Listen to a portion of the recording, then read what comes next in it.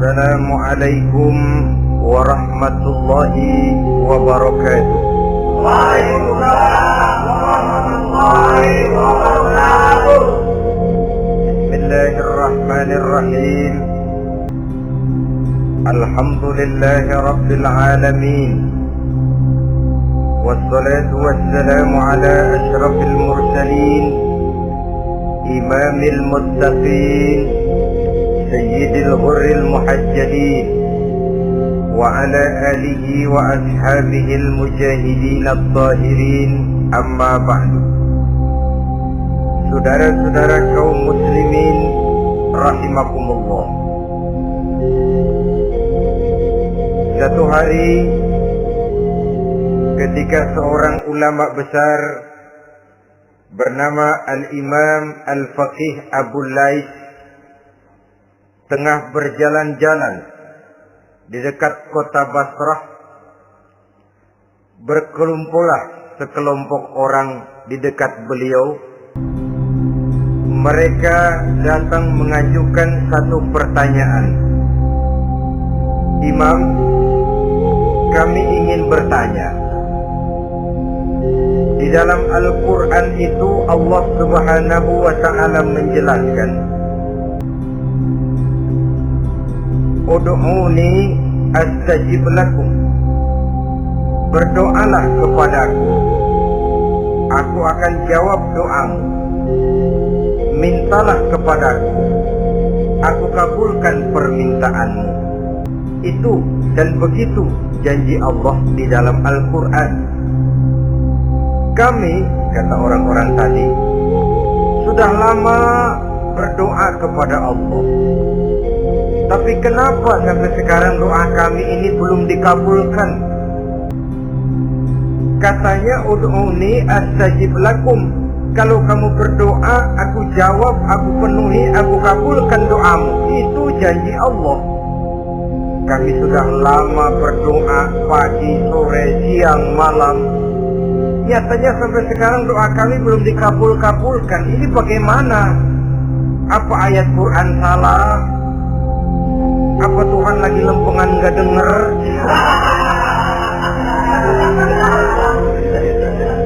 Apa doa kami yang terbalik? Kelihatannya sepele saja ini. Doa tidak didengar oleh Allah. Permohonan tidak dijawab, tidak dikabulkan oleh Allah. Tapi sebenarnya kalau kita mau merenung, kemalangan apa yang paling besar dalam kehidupan ini? Selain daripada kalau permohonan dan doa kita sudah tidak dihiraukan oleh Allah, artinya hidup sudah tidak diopeni oleh Allah. Jangankan Allah, saudara-saudara, kita nggak diopeni sama mertua saja bingung. Ini mertua diem aja, kalau saya salah apa salahnya, kalau ada yang dikepengenin apa kepengenannya, boyak ngomong kenapa diem begitu. Ini tidak diopeni oleh Allah. Kemalangan apa yang lebih malang selain daripada kalau doa sudah tidak didengar oleh Allah? Itu sudah kemalangan yang paling malang, lebih malang dari kota Malang.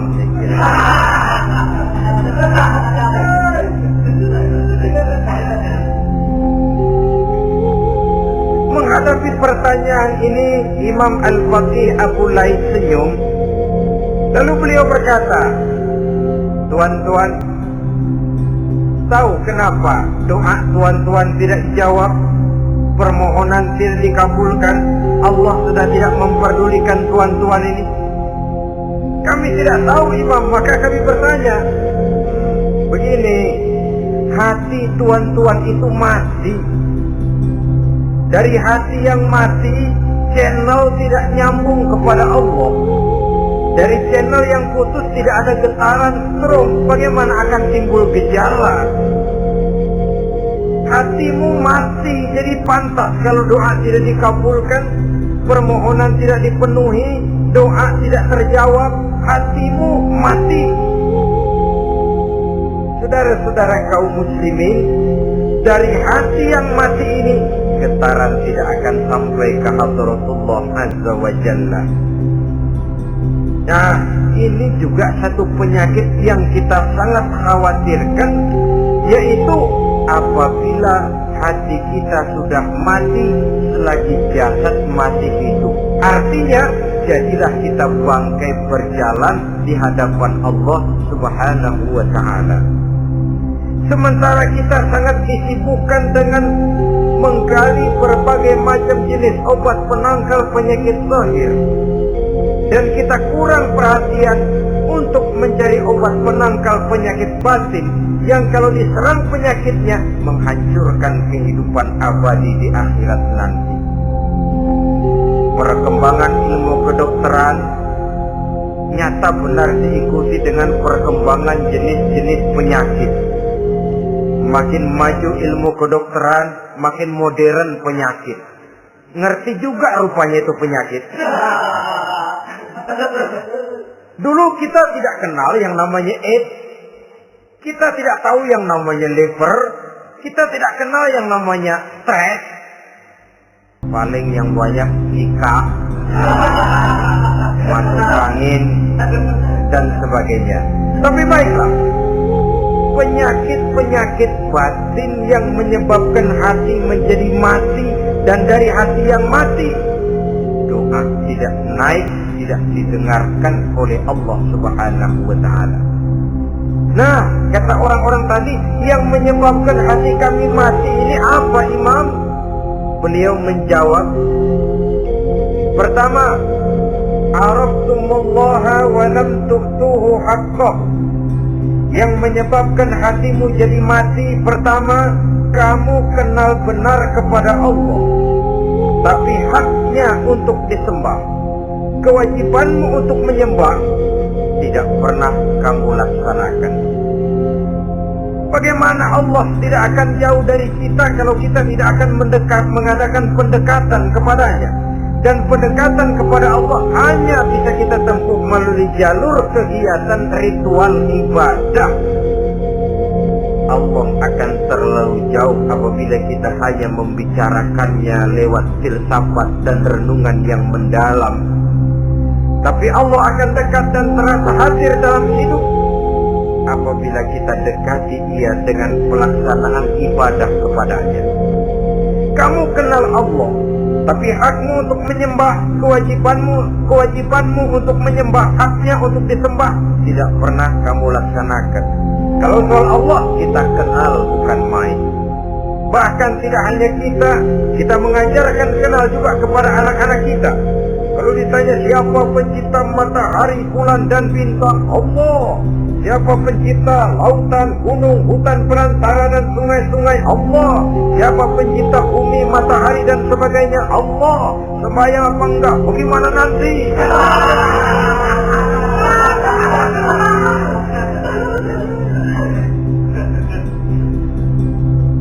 Tanpa pendekatan, Allah akan jauh. Apabila Allah jauh, maka doa tidak akan didengarkan olehnya. Oleh sebab itu, logika mengajarkan kepada kita, berpayahlah dulu, wa man ladzatu illa ba'da ta'ab, inna ma'al usri yusra. Di balik kesulitan menunggu kemudahan. Nikmat baru akan terasa, kelezatan hidup baru akan terasa setelah kita jerih payah banting tulang peras keringat. Rasanya memang lebih nikmat sepotong singkong hasil cucuran keringat sendiri ketimbang roti dijejelin orang. Ini berarti kita ingin mohon pertolongan kepada Allah, sementara dengan Allah sendiri kita jauh. Sama saja dalam kehidupan kita analoginya, saudara-saudara. Orang tidak kenal kepada saudara, tahu-tahu jauh dari saudara, tahu-tahu datang mau minjem duit. Apa kesan saudara?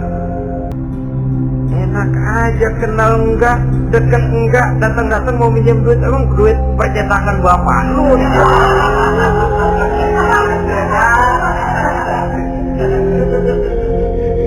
Sedangkan yang kita kenal, sedangkan yang kita bertemu tiap hari, Sedangkan yang sering datang ke tempat kita, kalau satu saat dia pinjam duit, toh kita kadang-kadang masih mikir. Apalagi datang nggak pernah, berkunjung nggak pernah, ngobrol nggak pernah, apalagi kenal juga nggak pernah, datang-datang mau minta. Macam apa? Datang nemuin Tuhan setahun 2 kali, Idul Fitri, doang Idul Adha. Doa cerewet banget. Apa aja diminta. Saudara hadirin, bagaimana doa akan kabul, permohonan akan dijawab jikalau kita jauh dari Allah, kita kenal Allah, haknya untuk disembah, kewajibannya untuk menyembah, tidak pernah kita laksanakan.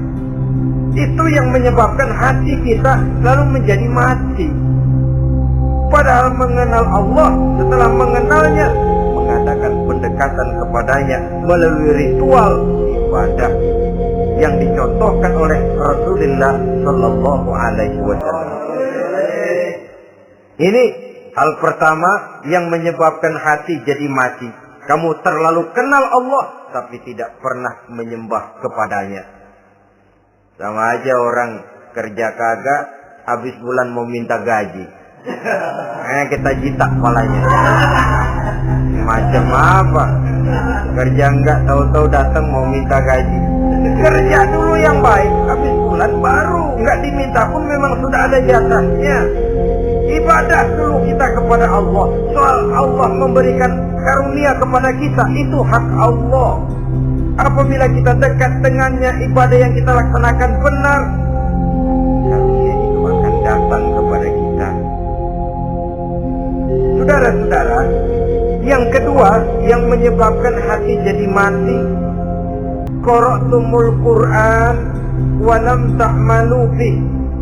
Kamu baca Al-Quran, tapi ajarannya tidak pernah kamu amalkan. Kamu baca Quran, tapi isinya kamu injak-injak. Sehingga ada peringatan dari Rasul Sallallahu Alaihi Wasallam. Beliau bersabda, "Iza azzamat ummatid dunya, wa fi riwayatin dinaran wa dirhaman, nuzi'at minha haibatul Islam. Wa iza turikatil amru bil ma'ruf wan nahyu 'anil munkari, hurimat 'alaihim barakatul wahyi. Wa iza tasabat ummati saqatat min 'ainillah." 3 peringatan keras, tapi yang merupakan gejala penyakit kita umat Islam, diperingatkan oleh Nabi kita. Pertama, iza azzamat ummatid dunya, apabila umatku telah terlalu mengagung-agungkan dunia, apabila umatku telah jatuh menjadi umat yang materialistik, segalanya diukur dari sudut keduniaan saja, nuzi'at minha haibatul Islam, maka akan dicabutlah dari mereka kehebatan agama Islam. Hilang kehebatan Islam apabila kita jatuh menjadi umat pengagung dunia, penyembah materi. Nilai kita, keberadaan kita tidak dihargai orang lain. Orang memandang kita remeh saja. Orang Islam gak ada apa-apanya, bayar aja. Bisa dibeli, bisa diatur, bisa dikerjain, garap saja. Nuzi'at minha haibatul Islam, hilang dari mereka kehebatan Islam ini. Kenapa? Mereka telah mengagungkan dunia dan menjadikannya sebagai tujuan. Padahal dunia cuma alat, materi cuma alat, harta cuma alat. Yang kedua, wa iza turikatil amru bil ma'rufi wan nahyu 'anil munkari, hurimat 'alaihim barakatul wahyi. Apabila telah ditinggalkan amar ma'ruf dan nahi munkar, maka hilanglah keberkahan wahyu. Ini yang ada hubungannya dengan masalah kita. Kita baca Quran, kita tidak amalkan isinya. Bagaimana hati tidak jadi mati? Amar ma'ruf dan nahi munkar ditinggalkan orang, hilang keberkahan wahyu. Pada saat itu boleh jadi Quran ada, tapi cuma tinggal tulisan saja. Islam ada, cuma tinggal sekedar nama saja. Diseminarkan, disemposiumkan, dimuktamarkan, tapi tidak digambarkan dalam kehidupan sehari-hari. Apabila amar ma'ruf dan nahi munkar telah ditinggalkan orang, hilang keberkahan Quran. Akibatnya apa? Apabila amar ma'ruf tidak lagi digalakkan orang, nahi munkar tidak dilaksanakan orang, lalu orang menilai sesuatu menurut seleranya sendiri. Mana yang ma'ruf, mana yang munkar, tidak ada lagi patokan utama. Kalau baik kata otaknya, dia kerjakan. Tidak baik menurut otaknya, dia tinggalkan. Agamanya adalah otak, berhalanya adalah akal. Akhirnya umat kehilangan pedoman. Tidak lagi jelas mana batas yang ma'ruf, mana batas yang munkar. Dalam kondisi sedemikian, akhirnya akan terjadi penjungkiran nilai. Paling celaka nantinya, yang ma'ruf malah dianggap munkar, yang munkar malah menjadi ma'ruf. Peringatan ketiga dari Nabi, wa iza tasabat ummati safatat min ainillah. Apabila umatku sudah saling berbantahan, apabila umatku sudah saling caci memaki, safatat min ainillah, jatuhlah mereka dalam pandangan Allah Subhanahu wa ta'ala. Hilang wibawa umat yang sudah saling mencaci maki, saling menjatuhkan, saling gasak, gesek, gosok. Justru agama menganjurkan kita ini saling asah, asih, asuh. Kadang yang kita praktekkan, kita ini saling gasak. Yang kedua, saling gesek. Yang ketiga, saling gosok. Gasak, gesek, gosok. Kacau kita ini. Saling gasak, menjegal kawan seiring, menggunting dalam lipatan. Saling gosok, fitnah sana, fitnah sini. Saling gesek, sikut kiri, sikut kanan. Tidak peduli orang lain luka dan sebagainya. Yang penting dia bisa nangkring. Jatuh kita dalam pandangan Allah apabila umat sudah saling mencaci maki. Maka kita kembali kepada persoalan hal kedua yang menyebabkan hati jadi mati. Qara'tumul Quran walam ta'malu bih. Kita baca Al-Quran tapi ajarannya nyaris tidak kita amalkan di dalam kehidupan kita. Akibatnya hati lalu jadi mati. Itu yang kedua. Yang ketiga yang menyebabkan hati jadi mati dan doa tidak terjawab, idda'aitum annakum min ummati Muhammadin sallallahu alaihi wasallam wa lam ta'malu bi sunnatihi. Kamu mengaku, kamu memproklamirkan diri sebagai umatnya Nabi Muhammad, tapi sunnahnya tidak pernah kamu amalkan. Malahan perkembangan paling akhir bukan saja tidak mau mengamalkan sunnah, malah mengingkari sunnah. Inna lillahi wa inna ilaihi raji'un. Oh, Nabi Muhammad itu manusia biasa seperti kita. Sebagai manusia dia bisa salah. Dan ternyata hadis banyak yang palsu. Yang otentik cuma Quran. Selebihnya adalah sejarah. Tidak ada itu sunnah. Langsung saja kepada Quran. Oh, hadis itu bukan sumber hukum. Oh, tidak perlu mengamalkan sunnah. Saudara-saudara kaum muslimin, mengaku kita umat Nabi, tapi sunnahnya kita campakkan, tidak kita amalkan. Setelah tidak kita amalkan, kita campakkan. Setelah kita campakkan, kita ingkari pula. Inna lillahi wa inna ilaihi raji'un. Bagaimana hati tidak jadi mati? Kalau siang malam kita memproklamirkan diri sebagai umat Nabi Muhammad, sementara sunnahnya kita campakkan, kita abaikan, dan kita ingkari dia, sunnah itu. Padahal, jikalau sekarang kita mengenal Islam, jikalau kita sekarang ngerti halal haram, tahu hak batil, bisa memilah dan memilih antara yang ma'ruf dengan yang munkar, itu utamanya adalah karena jasa Nabi Muhammad SAW yang dari generasi ke generasi dilanjutkan oleh para sahabat, oleh tabi'in, oleh tabi'in, terus oleh para ulama-ulama sampai kepada kita sekarang ini. Walaupun beliau hanya berfungsi sebagai penyampai, tapi kepribadiannya dijadikan model oleh Allah Subhanahu wa Ta'ala di dalam kita melaksanakan kehidupan beragama. Bahwa beliau manusia seperti kita, memang dalam arti unsur biologisnya ya manusia, punya darah, punya daging, punya hati, punya perasaan, bisa sedih, bisa gembira.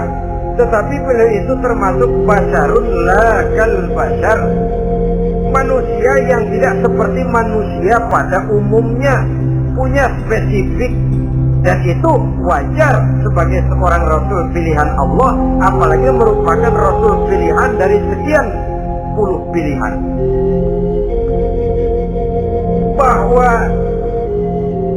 Jamrud itu batu memang, tapi nilainya kan berbeda dengan batu kolar.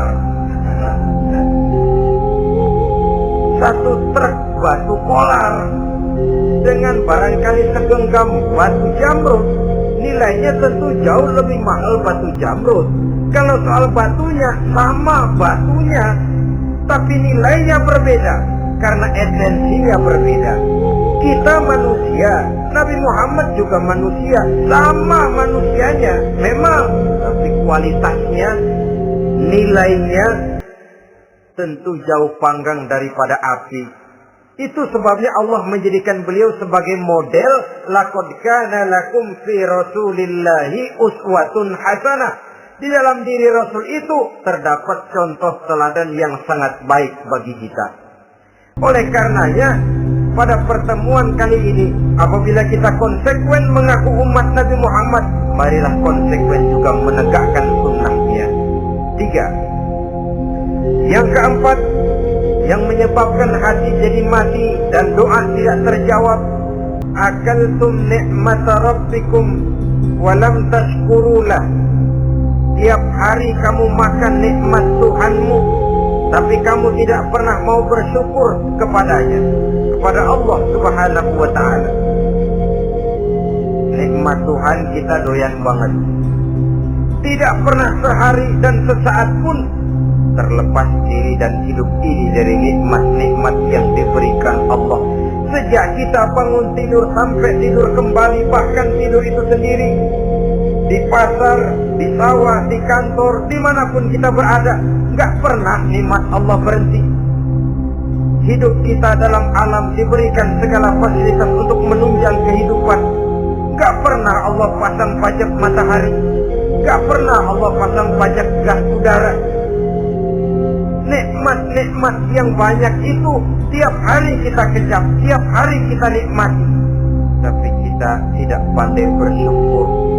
Padahal Allah memberikan peringatan keras dalam hadis qudsinya, man lam yashkur ala na'mai wa lam yasbir ala balai falyakhruj min tahti samai wal yatlub rabban siwaya. Siapa yang tidak mau bersyukur terhadap nikmat yang aku berikan kepadanya dan tidak mau bersabar terhadap ujian yang aku berikan kepadanya, silahkan keluar saja dari kolong langit ini dan cari Tuhan selain aku. Diusir oleh Allah. Kalau orang tidak mau bersyukur terhadap nikmat yang aku berikan dan tidak mau bersabar terhadap ujian yang aku timpakan, keluar dari kolong langitku, keluar, cari Tuhan selain aku. Diusir. Lah yang ngusir Allah.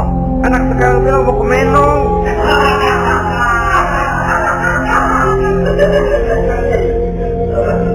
Kalau diusir kita dari Jakarta, masih bisa pindah ke Bandung. Diusir kita dari Bandung, bisa pindah ke Jogja, Solo. Diusir kita dari Indonesia, bisa pindah ke Singapura, Malaysia. Diusir dari kolong langit, mau cari langit mana lagi? Kalau kau tidak mau mensyukuri nikmatku, tidak sabar terhadap ujian yang aku berikan kepadamu, keluar saja, keluar dari kolong langitku ini, dari Tuhan selain aku. Kalau istilah kita sama Tuhan, jengkel banget udah itu. Nikmatku, yang nikmat yang aku berikan kau makan, tapi kepadaku engkau tidak pernah mau bersyukur. Saudara-saudara kaum muslimin rahimakumullah, wajar. Kita dulunya tidak ada, sekarang ada. Nikmat. Susunan biologis manusiawi kita demikian cantik. Nikmat. Tinggal di bumi, fasilitas yang kita perlukan disediakan, tinggal kita, kemampuan kita mengelolanya. Nikmat. Diberikan kita otak yang membedakan kita dengan binatang. Nikmat. Diberikan kita agama, diutus para rasul untuk jadi model dalam kehidupan kita. Nikmat. Kalau cara kita emang kurang apa sih? Apa yang kurang, hai manusia? Engkau tidak ada, aku adakan. Kalau aku perintahkan kau tinggal di bulan, mungkin kau tidak akan sanggup hidup. Begitu lahir, kau kelepek-kelepek habis. Ya nggak ada HO2 kalau di bulan, mau bisa apa? Aku tinggalkan kau, aku perintahkan tinggal di permukaan bumi. Alamnya indah, fasilitas serba menunjang. Nikmati semuanya, semuanya untuk kamu, semuanya. Satu pintaku, syukuri nikmat yang aku berikan kepadamu. Ya bukan cuma syukur dalam ucapan, syukur dalam perbuatan. Banyak nikmat yang diterima, makin banyak dia sujud, makin banyak dia ruku, makin banyak dia mengadakan pendekatan kepada Allah. Syukur dalam artian berupa tindakan dan perbuatan, mempergunakan nikmat sesuai dengan kehendak yang memberikan nikmat itu sendiri kepada kita. Saudara-saudara kaum muslimin rahimakumullah, ini penyakit yang keempat. Kamu makan nikmat Tuhanmu, tapi kamu tidak pernah pandai bersyukur kepadanya, mensyukuri nikmat yang diberikan tadi. Bagaimana hati tidak jadi mati? Kita sibuk mempersolek jasmani, mencari obat menangkal penyakit zahir. Maka yang ramai di zaman sekarang, saudara lihat, salon, fitness, senam, macam-macam jenis. Tidak ada salahnya dan tidak ada jeleknya. Tapi kalau itu sampai melupakan kita kepada memperindah batin, memperbaiki jiwa, artinya bukankah kita perlahan tapi mempersiapkan diri menjadi bangkai berjalan di hadapan Allah? Dengan operasi plastik, yang pesek jadi mancung, yang sipit jadi belok, kulit keriput jadi kencang, pipi terlalu cekung bisa diatur. Saudara-saudara, tapi kalau hati yang rusak, jiwa yang rusak, kemana lagi kita akan berobat kalau bukan kepada agama? Maka hati itu jadi mati apabila kita selalu memakan nikmat Allah dan tidak pandai mensyukuri nikmat itu. Dari hati yang mati tidak akan ada getarannya. Oleh sebab itu doa tidak terjawab. Selanjutnya, yang menyebabkan doa tak terjawab dari sebab matinya hati, qultum annal mauta haqqun wa lam tasta'iddu lahu. Kamu berkata, kamu yakin bahwa mati adalah sesuatu yang benar, tapi kamu tidak pernah punya persiapan untuk mati. Padahal menurut logika, orang yang akan bepergian jauh tentu dia harus mempunyai bekal yang cukup.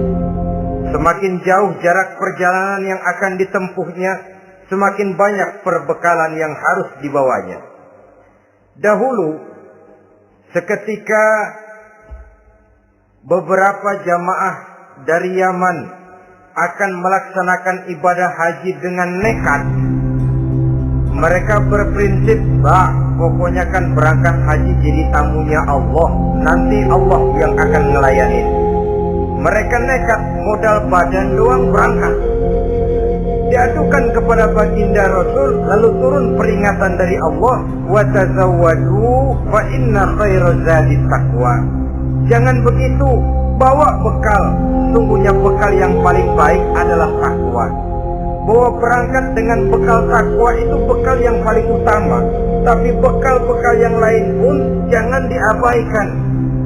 Kalau kita akan berangkat untuk tujuan yang baik, bekal yang paling utama memang takwa. Tapi tidak berarti harus mengabaikan bekal-bekal yang lain. Begitulah, semakin jauh perjalanan yang akan kita tempuh, semakin banyak bekal yang harus kita hadapi. Kalau saudara mau pergi ke Surabaya, tidak membawa bekal kemudian berani berangkat, rasanya sih saya pikir itu bukan berani, nekat namanya. Sama saja orang belum pernah sembahyang mati, nekat orang. Berani amat, belum berbuat kebaikan barang sedikit pun sudah mati, nekat namanya itu. Sama saja tadi, nggak bawa bekal apa-apa berangkat ke Surabaya. Sampai Surabaya belum tentu, sengsara udah jelas. Belum punya bekal yang baik sudah mati. Sampai ke surga belum tentu, tapi kebelangsak dan sengsara rasa-rasanya pasti. Oleh karena itu, kalau kita yakin mati sesuatu yang benar, sesuatu yang pasti datang menimpa, maka hendaklah kita mempersiapkan bekal. Kemudian idda'aitumun najata minan nar wa ramaitum fiha anfusakum. Kamu memproklamirkan diri ingin selamat dari neraka, tapi kamu lemparkan dirimu ke dalam neraka. Bagaimanapun bajingannya bajingan, kalau ditanya ente mau masuk neraka enggak, jawabannya pasti enggak. Itu pasti perbuatannya sendiri yang melemparkan dirinya ke dalam neraka, membiarkan dirinya berlarut-larut, bertimbun-timbun dalam dosa dan kesalahan, dan tidak akan ada niatan untuk memperbaiki diri. Hanyut di meja judi, habis ditelan minuman keras, fitnah sana fitnah sini, hasut sana hasut sini. Padahal mulutnya ingin selamat dari neraka, perbuatannya malah melemparkan dirinya ke dalam api neraka. Tidak ada orang yang lebih sayang kepada diri kita selain kita sendiri. Dan menyayangi diri itu tidak cuma dengan memandikannya sehari 3 kali, memakaikannya parfum dengan segala macam merek, memakai sabun yang wangi-wangi, minyak yang harum-harum. Lebih daripada itu, jaga dan sayangi diri. Jangan jatuhkan dia ke dalam perbuatan-perbuatan yang bisa menjerumuskan diri itu ke dalam neraka. Kemudian disambung oleh Imam Al-Faqih Abu Laith yang menyebabkan doa dia terjawab karena hati mati. Idda'aitum dukhulal jannah walam ta'malu laha. Kamu ingin masuk surga, tapi kamu berat mengamalkan perbuatan yang bisa menyampaikan kamu ke surga. Semua kita kalau ditanya mau masuk surga, mau, tapi jarang yang berlomba melakukan perbuatan-perbuatan yang bisa menyampaikan kita ke surga. Kemudian yang terakhir kata Imam Al-Faqih Abu Laith, dafantum mautakum walam ta'tabiru laha. Kamu menguburkan orang yang mati di antara kamu, tapi kamu tidak bisa mengambil i'tibar, tidak bisa mengambil pelajaran dari mayit yang jenazah yang kau kuburkan itu. Mestinya kan nguburin orang tuh membuat sadar. Iya, kalau sekarang dia saya baringkan di liang lahat, menghadap ke arah kiblat, bantalnya tanah, setelah itu ditutup dengan papan, lalu ditimbun dengan tanah. Iya, sekarang giliran saya, entah besok, lusa, bulan depan, tahun depan, tapi pasti mengubur mayat, mengubur jenazah, tapi tidak bisa mengambil i'tibar dari yang dilaksanakannya itu. Ini merupakan penyakit-penyakit batin yang merupakan handicap, yang menimbulkan jarak antara kita dengan Allah Subhanahu wa ta'ala. Pantas kalau itu semua ada pada diri kita, hati jadi mati. Dari hati yang mati, doa tidak akan tembus. kita tidak lagi akan diperdulikan oleh Allah Subhanahu wa taala. Dan itu sekali lagi kemalangan yang terbesar dalam kehidupan kita. Bagaimana jalan keluarnya? Pertama, memperbaiki batin kita, menyelamatkan diri daripada penyakit-penyakit yang bisa mematikan hati seperti yang sudah saya sebutkan tadi. Yang kedua, berdoa dengan adab, sehingga tata cara di dalam kita bermohon kepada Allah Subhanahu wa taala dibicarakan secara khusus oleh Al-Imamul Ghazali dalam kitab Ihya beliau yang disebut adabud doa. Adab di dalam kita melaksanakan doa kepada Allah Subhanahu wa taala. Setelah batin ini bersih dari penyakit-penyakit hati yang bisa menyebabkan hati jadi mati, berdoalah kita kepada Allah. Bagaimana adabnya? Kata Imamul Ghazali rahimahullah, yang pertama, hendaklah dia di dalam berdoa itu memilih waktu yang mulia. Minal awqatis syarifah, kata beliau. Memilih waktu-waktu yang punya nilai mulia. Ramadan dalam 1 tahun, Jumat dalam tiap minggu, sepertiga malam yang akhir pada setiap hari. Waktu-waktu yang punya nilai mulia. Walaupun misalnya saudara berdoa pada hari Kamis, tidak ada halangannya Allah mau kabulkan. Ini tidak berarti bahwa kalau sudah berdoa hari Jumat lalu hari Kamis tidak mau berdoa, tidak. Lebih memilih mengintai waktu-waktu yang punya nilai mulia. Lailatul Qadar sekali dalam setahun. Waktu-waktu yang punya nilai mulia. Logikanya begini, saudara-saudara. Kalau kita datang ke rumah seseorang, tujuan utama kita minjem duit, yang paling pertama kita perhitungkan tanggal berapa nih? Kan itu loh, tanggal berapa? Kalau tanggal 20 atuh minjem duit, orang lagi ngap-ngapan, boro-boro dia bisa minjemin, dia sendiri mungkin lagi pusing. Kita lebih dulu kita amatin tanggal berapa nih? Yang enak sore apa siang? Jam 2. Jam 2 dia baru pulang dari kantor, tapi giliran tidur. Kalau dia tidur dibangunin datang mau minjem duit, kagak dimaki-maki juga kebagusan deh. Kan kita lihat waktunya, timingnya, kata orang sekarang. Tanggal berapa, sore apa malam, apalagi bulan apa terang bulan. Itu semua sudah kita atur sedemikian rupa, memilih waktu. Yang kedua, kata Imamul Ghazali, memilih keadaan yang istimewa. Kalau tadi soal waktu, yang kedua soal keadaan. Ada situasi-situasi di mana doa itu diijabah oleh Allah Subhanahu wa taala. Di antaranya kata Imam Abu Hurairah, "Inda zahfi sufuf fi sabilillah." Pada waktu mengatur barisan perang membela agama, itu doa kabul. Inda nuzulil ghaib, ketika turun gerimis, di situ doa makbul. Inda iqamis shalah, ketika salat mau didirikan, riwayat lain bainal azan wal iqamah, antara azan dan qomat, di situ doa makbul. Itu memilih keadaan-keadaan. Kemudian yang ketiga, kata beliau, berdoa menghadap kiblat. Ya, apa kalau doa madhab mudik Tuhan gak tahu? Tahu. Tuhan gak dengar? Dengar, cuma lebih etis. Lebih etis kalau kita berdoa menghadap ke arah kiblat. Saudara-saudara kaum muslimin rahimakumullah. Yang keempat, hifdzus shaut, menyederhanakan suara.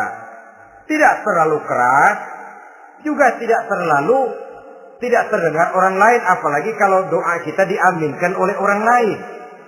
Tidak usah terlalu keras. Kenapa?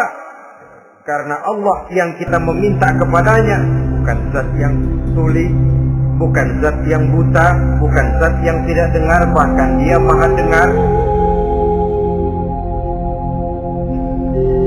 Juga tidak terlalu seperti orang berbisik-bisik, apalagi kalau doanya doa bersama-sama. Tapi kadang-kadang terdorong oleh husnuzon dari para makmum saja. Tidak peduli apa yang dibaca oleh imam, yang kedengaran cuma amin aja gerengan. Amin, amin, amin, amin, amin.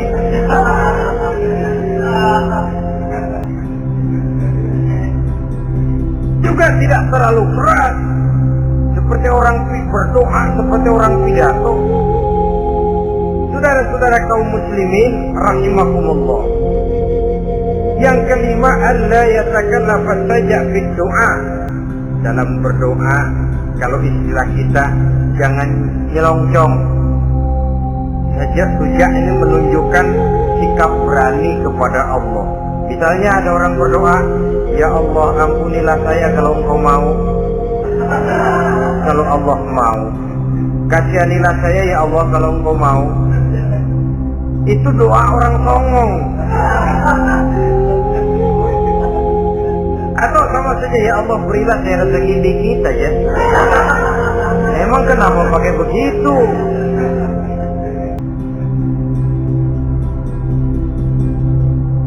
Allah yatakallafa saja fi doa. Yang keenam kata Imam Al-Ghazali, at-tadarruk wal khusyuk. Dengan tadarruk dan khusyuk, dengan sikap tawadhu, benar-benar ya seperti kita lah kalau datang memang menghajatkan pertolongan dari seseorang, segala action kita atur supaya hajat kita itu kabul, kan begitu. Kadang-kadang istilah orang kalau perlu ngesor mah ngesor lah, yang penting permintaan dikabulkan, gitu saja. Kita lihat sekarang ini, ramai orang bicara soal film-film Parno. Kelihatannya pendatang-pendatang baru, pokoknya asal bisa main dah, bugil ya bugil dah. Yang penting nyohor, bisa tampil. Walaupun dalihnya semua sama, mula-mula cuma iseng. Adegan panas bagaimana? Kalau tuntutan skenario apa boleh buat? Apa boleh buat? Emang nggak bisa milih.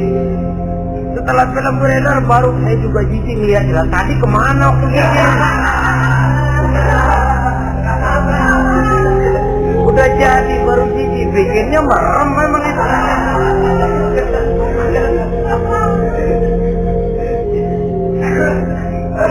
Tapi ada satu analogi, asal bisa main, asal bisa tampil di layar, apa saja jadi taruhan sudah, bugil ya bugil dah. Gak soal dah, pokoknya bisa main, tampil, johor, masuk koran. Udah seperti kata-kata orang Arab, kul ala zamzam fatumrab. Kalau pengen terkenal, kencingin sumur Zamzam. Artinya apa? Bikin yang aneh-aneh, yang orang gak kerjain, ntar ngetop. Yang ngetop lempengan jeleknya. Sumur Zamzam dikencingin, kan nyohor itu. Sedunia orang kenal. Kenapa? Gila. Saudara-saudara kaum muslimin rahimakumullah, sangat kita sayangkan kalau lalu orang berlomba-lomba dengan cuma modal paha mulus, wajah cantik, dimauin apa saja mau lalu bisa tampil. Akibatnya yang jadi korban adalah anak-anak kita, disuguhi tontonan-tontonan yang meracuni jiwa mereka.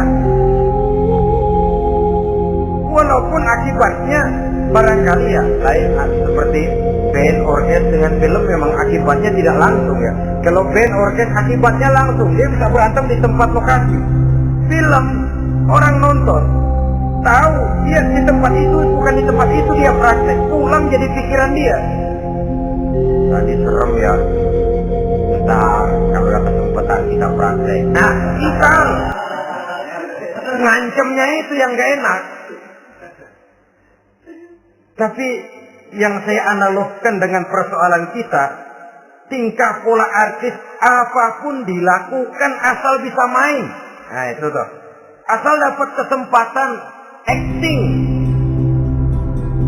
Dalihnya ya tuntutan skenario lah, iseng lah, macam-macam lah. Tapi yang jelas satu target, saya harus dapat kesempatan main. Untuk sampai ke situ, cara apa saja harus saya tempuh. Tidak peduli harus menginjak-injak norma dan budaya bangsa yang luhur. Tidak peduli harus bertentangan dengan kaidah agama. Tidak peduli hasilnya meracuni umat masyarakat, terutama generasi muda. Yang penting kan ngetop. Saudara-saudara, baiklah ya, itu soal lain. Tapi soal kita ialah at-tadarruq wal khusyuk. Bermohon kepada Allah dengan tadarruq, khusyuk dan tawadu. Seperti kalau kita mau bermohon kepada seseorang, kita malah merendahkan diri. Pak, saya memang orang gak mampu, Pak.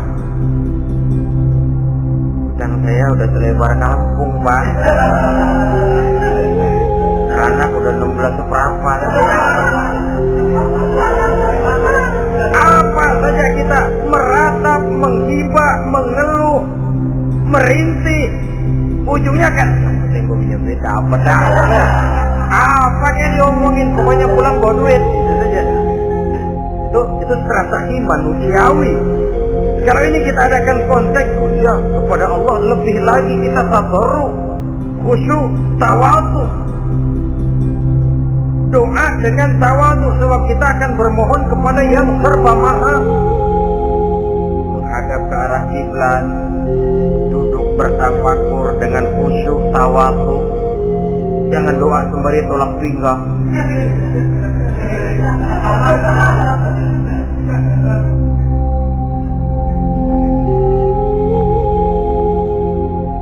Yang ketujuh, kata Imamul Ghazali, ayyujzimat du'a wa yuqina bil ijabah. Hendaknya dia menjazamkan doanya itu dan yakin bahwa doanya akan dikabulkan oleh Allah. Sebab kata Nabi, innallaha la yaqbalu du'aan min qalbin ghafilin lahin. Allah Subhanahu wa ta'ala tidak akan menerima doa dari hati yang lalai dan main-main. Doa ke orang ugah-ugahan.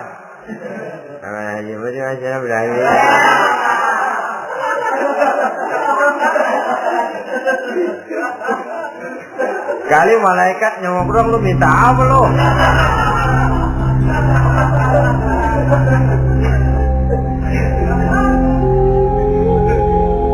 Seperti tadi itu, kita datang mau minjem duit sama orang, ngomongnya ugah-ugahan. Minjem duit dikasih syukur, kayak udah. Ya enggak lah, enggak dikasih sudah. Kenapa? Mintanya begitu, enggak serius dan enggak yakin bahwa doanya akan dikabulkan. Kalau kita sudah punya keyakinan, jangan-jangan doa saya enggak diterima Allah. Enggak. Ana, kata Allah, ana inda dhanni abdi bi. Aku sih bagaimana menurut sangka hambaku kepadaku saja. Kalau sangkanya baik, aku baik. Kalau sangkanya doanya dikabulkan, aku kabulkan. So itu doa harus dengan pasti dan harus dengan yakin doa itu akan dikabulkan dan meluruskan harapan, membenarkan cita-cita, meluruskan maksud apabila doa itu dikabulkan oleh Allah Subhanahu wa ta'ala. Saudara-saudara, oleh karenanya jangan doa setengah hati. Jangan berdoa sambil main-main. Apalagi menghadap kiblat dengan dua tangan terangkat sebagaimana dicontohkan oleh Rasulullah sallallahu alaihi wasallam. Bahwa berdoa tanpa mengangkat kedua tangan pun Allah tahu, Allah dengar, tapi kelihatannya kurang serius.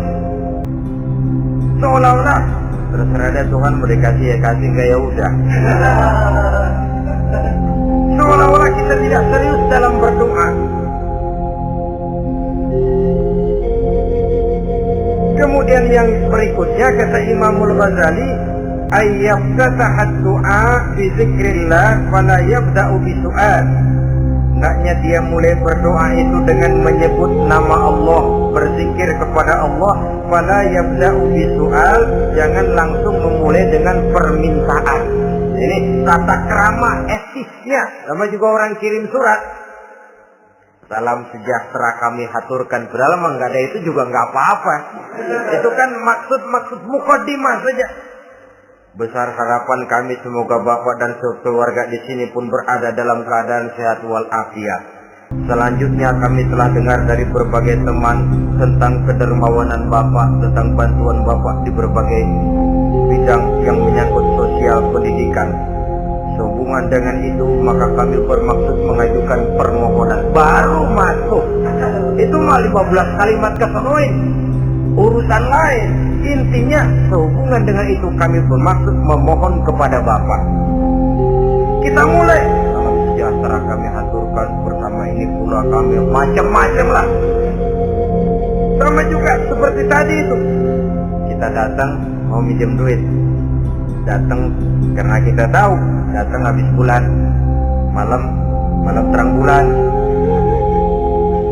udaranya sejuk, ngobrol lah kita, dapat teh, apa kabar Pak? Baik. Aduh Bapak sih, untung dah Pak, kayak pemurah lagi. Saya tahu Bapak banyak nyumbang di mana-mana, di Angon aja tuh orang di Angon.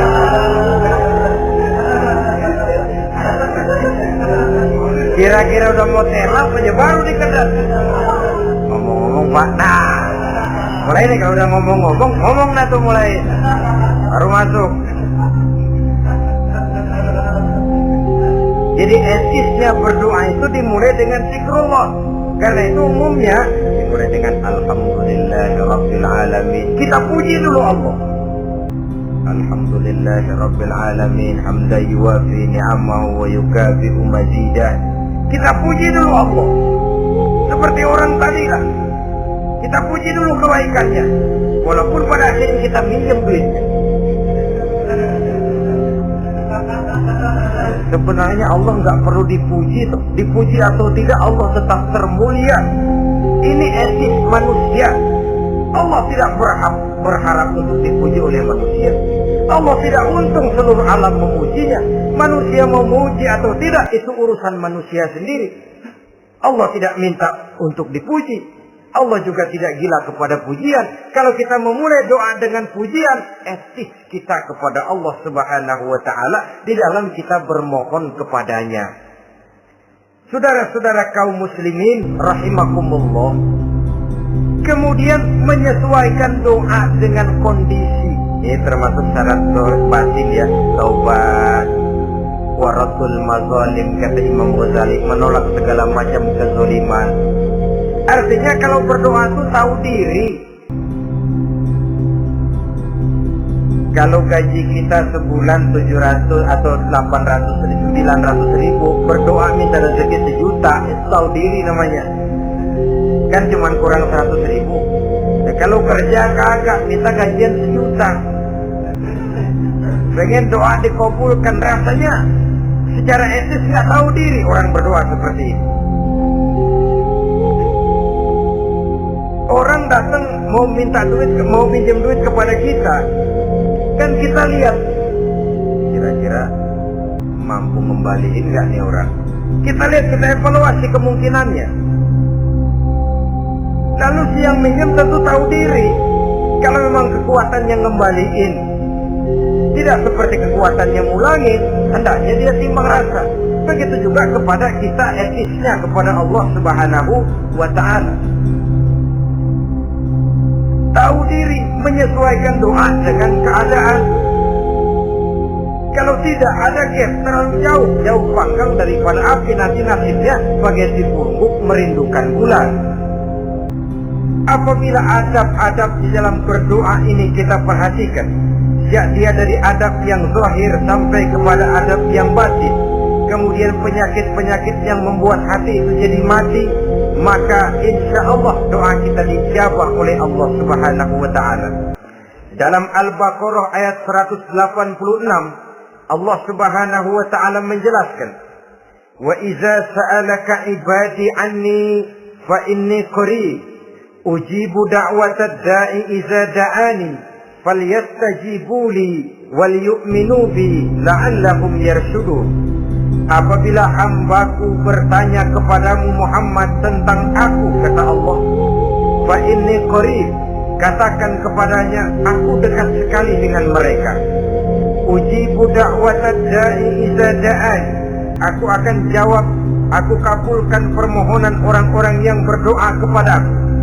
Falyastajibuli wal yu'minu bi, maka hendaknya mereka juga menjawab panggilanku atas dasar iman kepadaku. La'allahum yarsyudun, semoga dengan ini mereka kelak mendapat petunjuk. Saudara-saudara, Al-Baqarah 186 ini dengan nyata menjelaskan kepada kita, Allah akan menjawab doa, mengabulkan permohonan apabila kita falyastajibuli wal yu'minu bi, juga menjawab panggilan Allah atas dasar beriman kepadanya. Logikanya tadi itu, araftumullah wa lam tu'tuhu haqqahu. Kita tidak pernah mau menjawab panggilan Allah, sementara kita berharap doa kita dijawab oleh Allah. Apa enggak pincang? Apa enggak berat sebelah? Panggilan Allah kita berat memenuhinya, sementara kita sangat berharap agar permohonan kita, seruan kita dikabulkan oleh Allah. Menjawab panggilan Allah atas dasar beriman kepadanya. Kenapa? Ada orang menjawab panggilan bukan berdasarkan iman, tapi karena target lain. Datang sembahyang Jumat paling dulu, target utamanya pulang juga paling dulu nyabet sendal, nyabet sepatu. Menjawabnya ya, tapi tidak karena iman. Jadi apabila kita rajin menjawab panggilan Allah atas dasar beriman kepadanya, maka seruan permohonan doa niscaya dikabulkan olehnya. Ini saja, mudah-mudahan ada manfaatnya. Terima kasih atas segala perhatian. Mohon maaf atas segala kekurangan. Usikum wa nafsi bitaqwallah. Wassalamualaikum warahmatullahi wabarakatuh. Waalaikumsalam warahmatullahi wabarakatuh.